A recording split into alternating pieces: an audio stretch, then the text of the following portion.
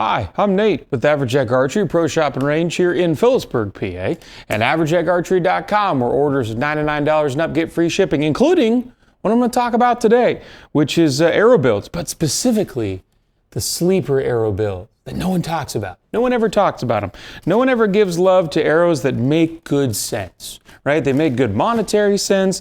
They make good weight sense. If you're into FOC and you care about such a thing, they make good sense there as well. But I got 5 of them here, as I'm going to fletch some arrows today for a customer. We'll talk about 5 arrows that are top sellers for me in my store that no one talks about and are under 150 bucks, fully kitted out for a full dozen.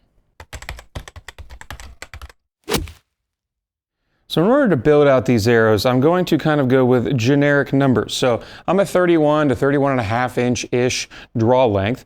I shoot 60 to 70 pounds, and I shoot relatively fast elite bows, the Ethos to be specific for hunting, and the LD for target, although the new Victor's been great too. But we're talking hunting arrows today, and that's what I have here on the table. So I'm going to assume you are not me, which most people are not me. They're between a 27 and 29 inch draw length. That's where most guys fall in my store anyway, which means you could cut an arrow to 28 inches, right? So you could be an inch under your draw length at 29, all the way to an inch over your draw length at 27. So I'm going to be building these arrows with either a 340 or 300 spine arrow, depending on the point weight. We'll get to that in a minute. 340 to 300 spine, cut to 28 inches carbon to carbon. We're just going to go with standard 3 blazer vanes, no wrap, no lighted knock, just all the numbers stock from the factory.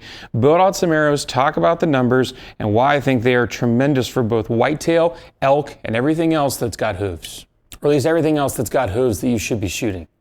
Leave the cows and the horses alone. In no particular order, arrow number 1. This is the gold tip kinetic. Now, right now I'm custom fletching up a dozen and change Easton Axis arrows, which were the long time gold standard of 5mm arrow. Now, everybody knows about the new 5mm, right? Which is a 204. So your Victory HLR, your Rip TKO has become very popular. Sonic is a 233 from Easton. It's not quite a 204. And then, of course, you have the new Easton 5.0. Everybody's ranting and raving about them, but everybody forgot that the original gold standard was the Easton Axis and the Easton FMJ. That was your true high penetration, heavy weight, heavy hitting shaft. Gold tip kinetic. It's cheaper. I think it's got a better insert. It's a half-out system, but it's not a super long, gangly half-out system. Weighs just as much, packs just a punch, and does not cost nearly as much. So this is a 340 kinetic. It's 9.9 grades per inch. It comes with the standard 25 grain half-out up front, but that half-out really only sticks out less than half an inch, about a 3/8 inch stick out. So bunch of integrity up here. It's not like the head insert on the original Axis where you could get that sidewall blowout. Again, 9.9 cut 28 inches, 3 blazers, and the AccuTough knock in the back, and you're right in that 450 grains, which is where I think most people should live anyway. Anywhere between 420 to 480. It's really where I've shot my entire life. It's where most guys find success. Now, all broadheads today, I'm assuming, are 125 grains. 125 grain, you can find in any pro shop, big box store around the country. They should have the 100 and the 125 stocked right there on the wall. So it doesn't cost any different either. So going to 125 grain point and broadhead, you have that little bit heavier insert, nice heavy tube, good 5mm punch, man, penetration through the roof on this. This is a very, very popular arrow for the guys back east here who want to get a little bit heavier arrow for whitetails, but also want to take it into the elk woods. I had a bunch of hunters take this arrow into the elk woods the past couple of years and have some tremendous success with it without doing anything crazy. Again, an arrow between 450 and if you're in the 300 spine, to about close to 500 grains. Really tremendous arrow, and the price point on it is tough to beat, really tough to beat. Sticking with 204s, again, no one is talking about 204s outside of the Easton 5.0 and the Victory HLR, which I don't understand that at all. I actually have 2 more 204s here I want to talk about today that I don't hear anybody talking about, and I still don't understand why, because they cost less and I think they're much more effective. This is the Ultra Sententrum Limited. Now, they also make it in the Novum, which is a 6,000 straightness. You could even save a few bucks going that way as well. This has a little bit of a heavier half-out. It's a 2-piece system up front, so you have a little bit more weight in the front. So you throw a 125 grain broadhead and about a 50 grain insert system up front. This is a 350 spine, so you're in the low 8. So this is closer to that style of the Victory HLR or the Easton 5.0 and the Sonic 6.0, but no one's talking about this arrow, and it costs less. I don't get it. You're talking still in that 450 range and a very nice FOC number if you care about such a thing. Again, this is something that you can find in your local big box store. You can find at your local pro shop if you come down here into my store. You don't need to go out and find the arrow that has no inventory in it because people were pushing it really hard. We have no problems getting this in stock. This has been a tremendously good selling arrow for us in the 204 midweight range. It's not super light. It's not super heavy like the Kinetic or the Axis or the FMJ. It's been a good in between the mix. And again, if you want to save a little bit extra money, you can look at the Novum, which is the 6,000 straightness. Now, in my opinion, the original sleeper build arrow, the one that no one ever talks about, is the Gold Tip Velocity XT.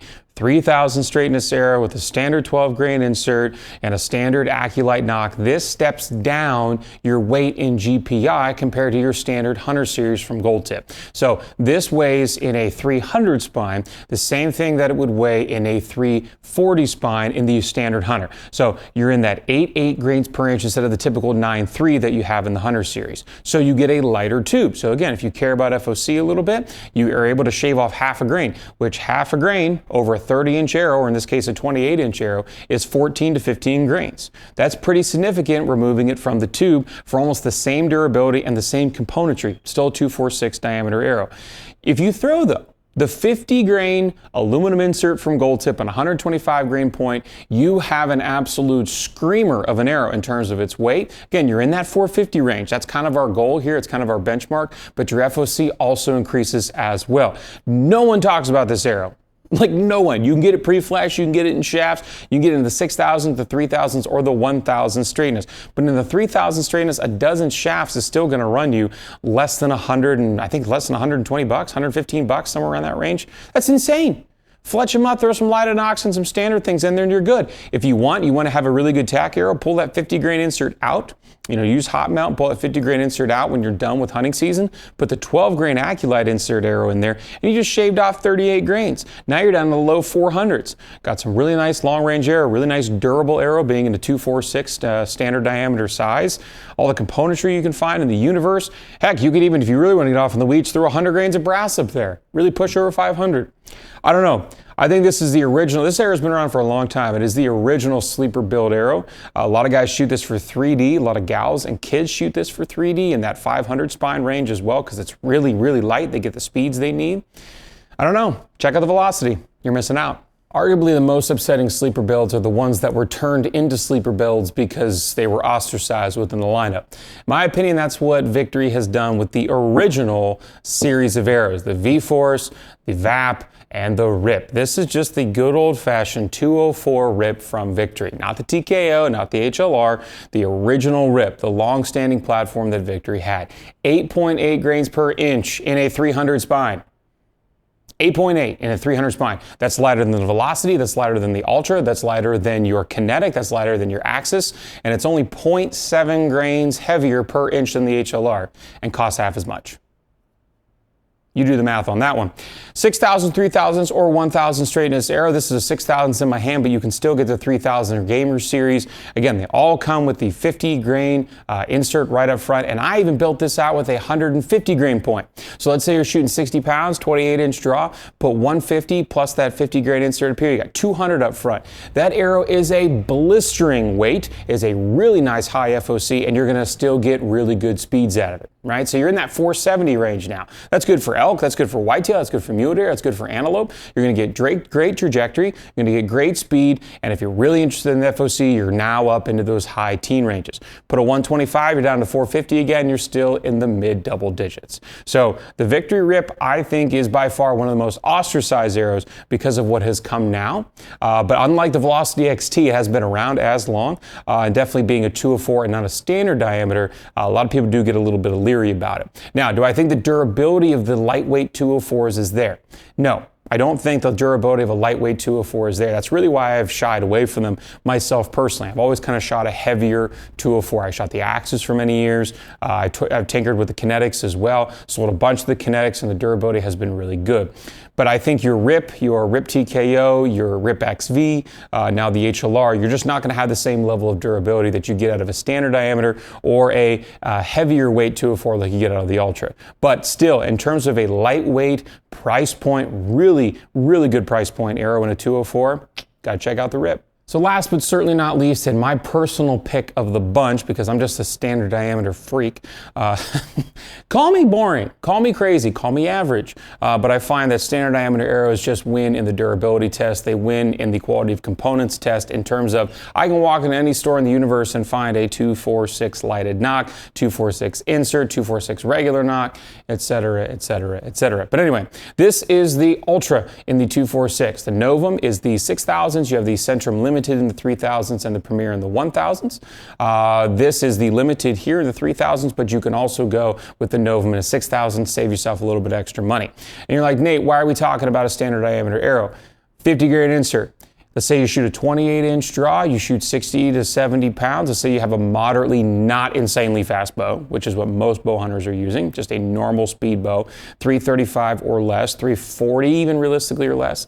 Shooting a 350 spine with a 50 grain insert and 125 grain point, you're right in the 450 and in the low teens of FOC. Again, if that's something you care about. You want to talk about penetration, you want to talk about durability, you want to talk about ease of trajectory, building sight tapes that are really nice. Heck, you could take that arrow to tack if you want to.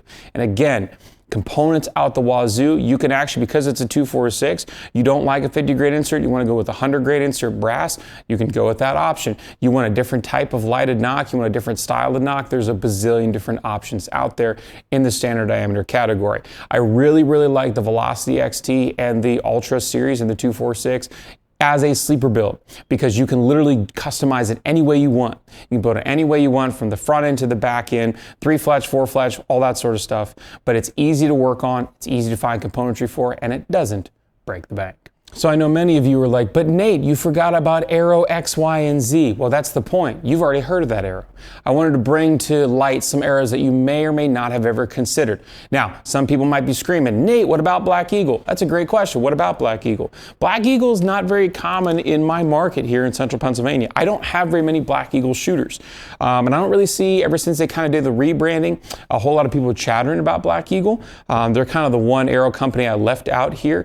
Everybody knows about Easton, right? The 5.0, the Sonic, those are kind of your new heavy hitting in terms of the market share that they have currently. You know about those arrows. If you don't, you're welcome to go check them out. We sell them here too. Good selling arrow. But these are arrows that are affordable. These are arrows that I sell to a lion's share of my clients that come in here that want a high quality arrow build. They want to push it a little bit more, maybe with that FOC number like I've referred to. They want to push the weight up a little bit. You know, if you take a 400 spine, let's take that Velocity XT for example. You take a 400 spine Velocity XT, you put a normal insert, normal nock, and a 100 grain point, you're barely going to be cracking 380 grains at a 28-inch draw. So how do we get that weight up to have a little bit better penetration? Maybe you can shoot a mechanical or a fixed blade. You're not just stuck to just shooting a fixed blade. These are easy, simple, don't cost anything. Some of them don't cost anything. Some of them you have to buy the upgraded insert, right? But it's usually less than 25 bucks for a full dozen set of inserts, right? $19.99 to $29.99 is the usual average price range.